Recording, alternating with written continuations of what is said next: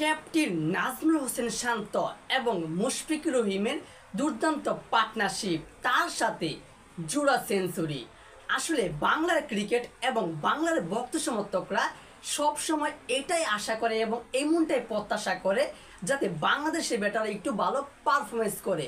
এই তো যেরকম আজকের ম্যাচে শ্রীলঙ্কার বিপক্ষে প্রথম টেস্টের প্রথম দিন শেষে বাংলাদেশের সংগ্রহ 292 রান, 3 উইকেট হারিয়ে 90 ওভারে, যেখানে এখনও পর্যন্ত ক্রিজে অপরাজিত রয়েছেন ক্যাপ্টেন নাজমুল হোসেন শান্ত 260 বলে 135 রান, আর আমাদের মুশফিকুর রহিম রয়েছেন 105 রানের অপরাজিত ইনিংস 186 বলে। এবং তাদের যে পার্টনারশিপটা রয়েছে সেটা হচ্ছে 443 বলে 247 রানের পার্টনারশিপ শান্ত মুশফিকের। বাংলাদেশের মানুষরা তো সবসময় এমনটাই চায় যাতে এরকম সুন্দরভাবে অসাধারণভাবে ক্রিকেট খেলে পার্টনারশিপ করে সেঞ্চুরি করে, তাও আবার আজকে প্রথম দিন শেষেই 2টা সেঞ্চুরি বাংলাদেশ পেয়ে গিয়েছে।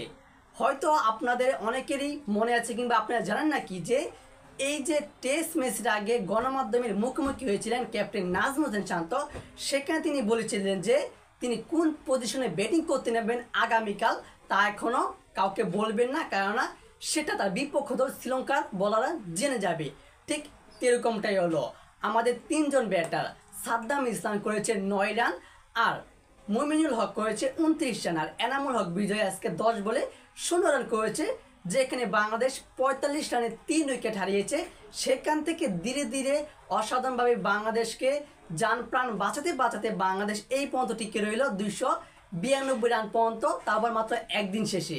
বাংলাদেশের হাতে আরও একদিন রয়েছে, সেদিন তো বাংলাদেশ আরও দুর্দান্ত পারফরমেন্স করবে এবং নাজমুল হোসেন ক্যাপ্টেন তার কাছে এবং মুশফিকুর রহিম তিনিও চাচ্ছেন যাতে ডাবল সেঞ্চুরি করে, অর্থাৎ 200 রান প্লাস করতে পারে।